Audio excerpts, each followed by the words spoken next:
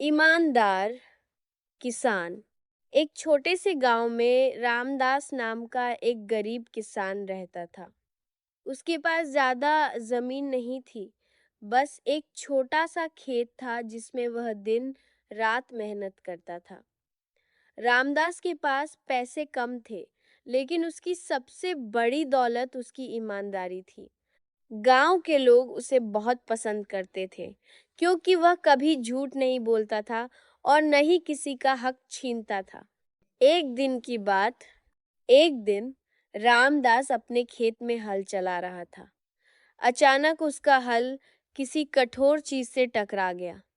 उसने मिट्टी हटाकर देखा तो वहां एक पुराना संदूक दबा हुआ था। रामदास ने संदूक खोला तो उसकी आंखें चमक उठी। अंदर सोना, चांदी और पुराने सिक्के भरे हुए थे।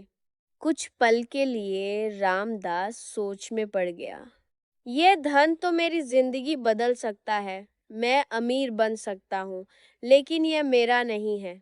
उसके मन में लालच और ईमानदारी के बीच लड़ाई शुरू हो गई। सही फैसला।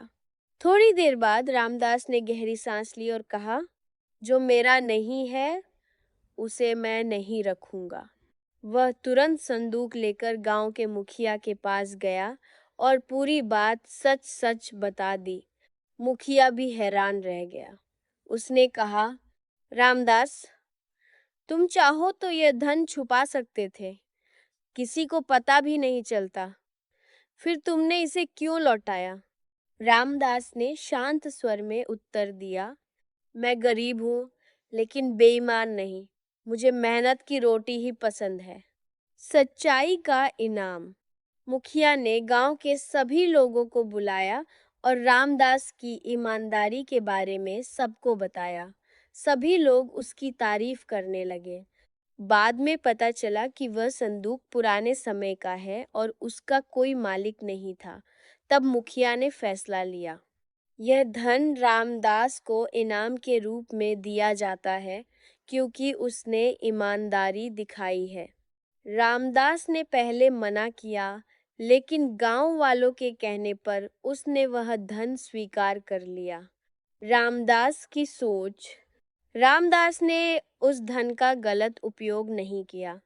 उसने अपना खेत सुधारा, गरीब लोगों की मदद की, गांव में एक छोटी पाठशाला बनवाई। उसकी ईमानदारी की कहानी दूर दूर तक फैल गई। कहानी का अंत, नैतिक शिक्षा।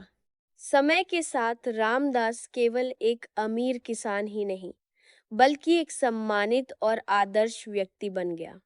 सीख, नैतिक शिक्षा। ईमानदारी सबसे बड़ी दौलत होती है। सच्चाई का फल हमेशा मीठा होता है।